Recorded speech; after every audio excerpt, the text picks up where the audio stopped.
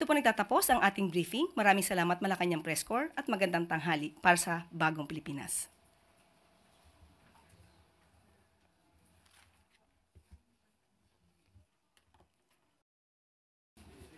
At handa na po tayong tumanggap ng inyong mga katanungan. First question, Ace Romero, Philippine Star.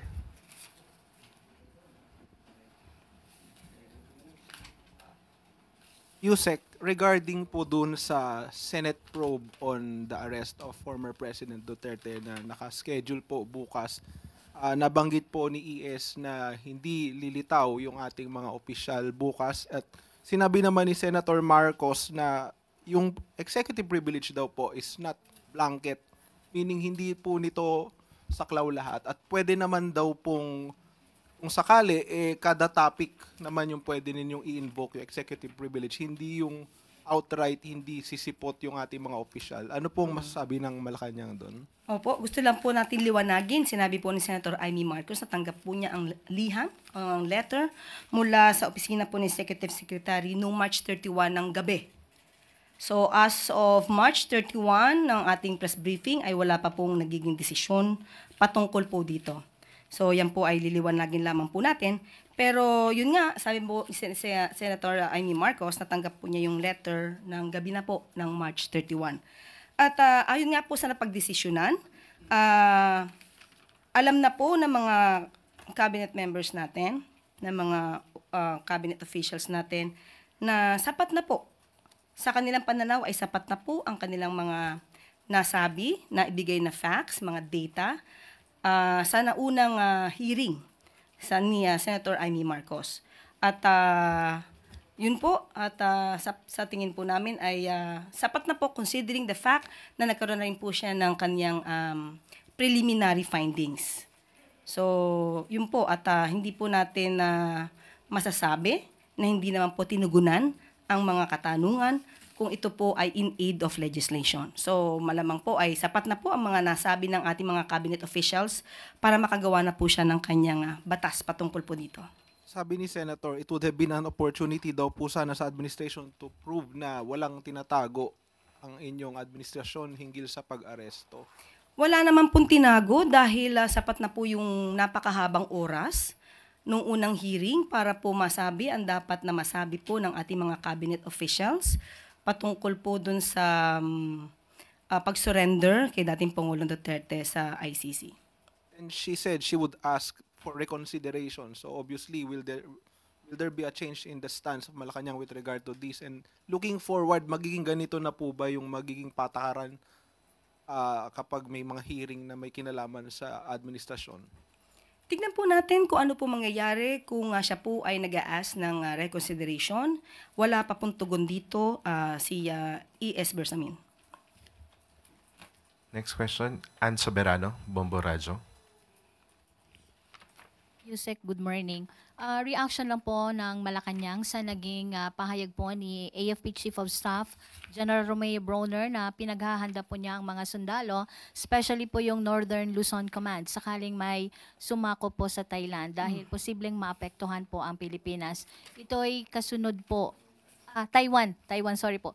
Dahil po sa posibleng maapektuhan ang Pilipinas, kasalukuyang nagsasagawa ng military exercise ang China sa may bahagi po ng Taipei. Opo, napakinggan po natin at nabasa rin po natin ang statements po ni AFP Chief Romeo Brawner. At sa aming pagtanto ay hindi naman po dapat mabahala ang taong bayan patungkol po dito. Tama lamang po na magkaroon po siya ng reminder sa buong troops, pati na din po sa taong bayan, na we should always be prepared in all contingencies. Yun lamang po. At kung may mga detalye pa po patungkol dito ay hahayaan na lamang po natin si Secretary Teodoro at saka si AFP General AFP Chief Romeo Brawner sumagot po dyan. Sa panig pa ng Palasyo, Ayusek, may pinag-uusapan na po ba ang mga posibleng senaryo, lalo na po't may mga Filipino din sa Taiwan? Opo, muli po, ang anuman pong detalye patungkol po dito ay manggagaling po sa ating Defense Secretary at saka po kay AFP Chief Brawner. Also, Yusek, ano po ang plano ng ating pamahalaan para sa mga 250,000 na makababayan natin na nasa Taiwan, lalo na sa usaping posibleng repatriation? Opo, sa mga ganyang contingencies, kung magaganap po, lagi po tayong handa. Katulad po ng sinabi ni AFP Romeo Browner, lagi tayo dapat handa sa anumang contingency. Kung mangyayari pan po yan, hindi po tayo dapat magtulog-tulog sa ating posisyon at sa trabaho, lagi po tayong handa. Pero again, ang detalye pong iyan ay ibibigay po natin sa ating Defense Secretary at kay AFP Chief Browner. Lastly na po, Yusek, amid this development, anong mensahe ng pamahalaan sa ating mga kababayan sa Taiwan at sa taong bayan? Thank you. Stay put. Basta po, tandaan po nila, ang gobyerno po ay handang tumulong sa anumang oras para sa kanila. Next question, Maricar Sargan, Brigada FM.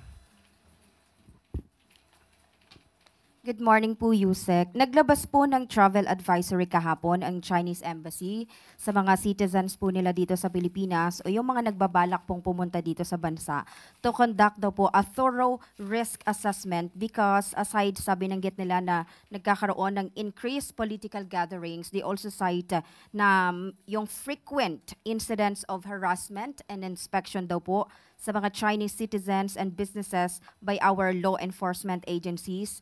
Nakikita po ba ng palasyo na magkakaroon po ito ng blow sa ating tourism?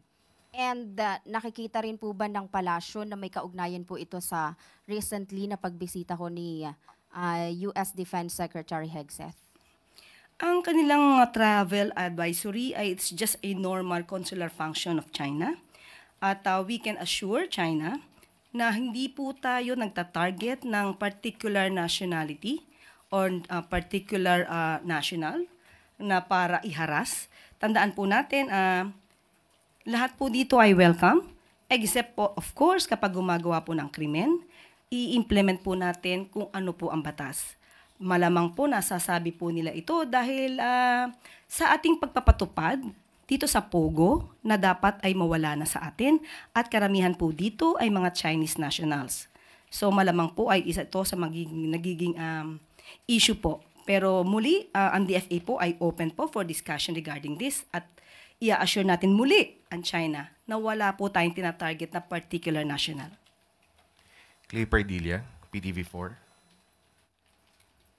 Good morning po, Yusek. Yusek, how is the government reaching out and extending help assistance to Filipinos detained in Qatar for unauthorized political protest? May mga na-release na raw po na minors, but their parents are still detained. May mga kamag-anak po ba sila roon? Okay, ayon po kay Secretary Hans Kakdak, patuloy pa rin po ang ating pakikipagtulungan sa ating mga kababayan sa Qatar.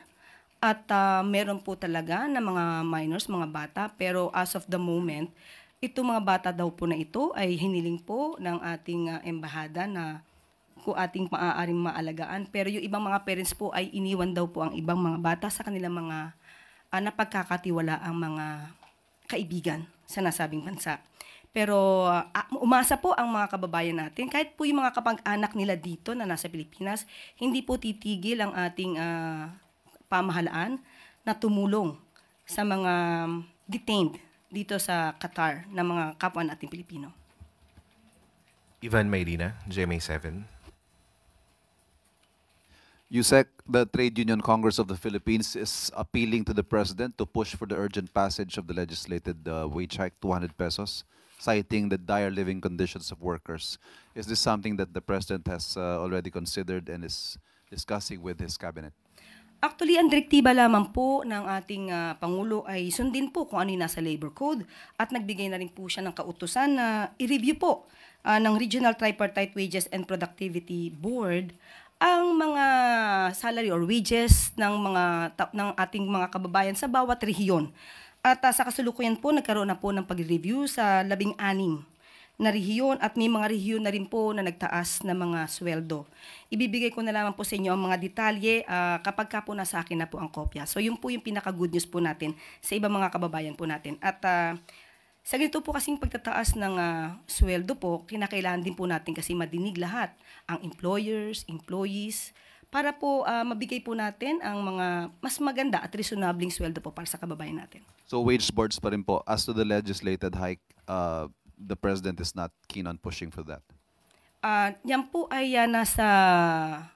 ngayon po ay pending po, kung di ako nagkakamali, sa Kongreso. So hintayin na lamang po natin kung meron po silang magiging resulta sa kanilang gagawin pong legislation. So yung forthcoming na i-certify as urgent ng Pangulo ito, hindi pa po natin nakikita. Wala pa po, as of the moment po wala po sa akin pang naibibigay kung anumang direktiba patungkol po dyan, pero minadali po kaagad ni Pangulo ang direktiba po dito sa ating RTWPP. Thank you. Yusek, we have one follow-up question from Alexis Romero, Philippine Star.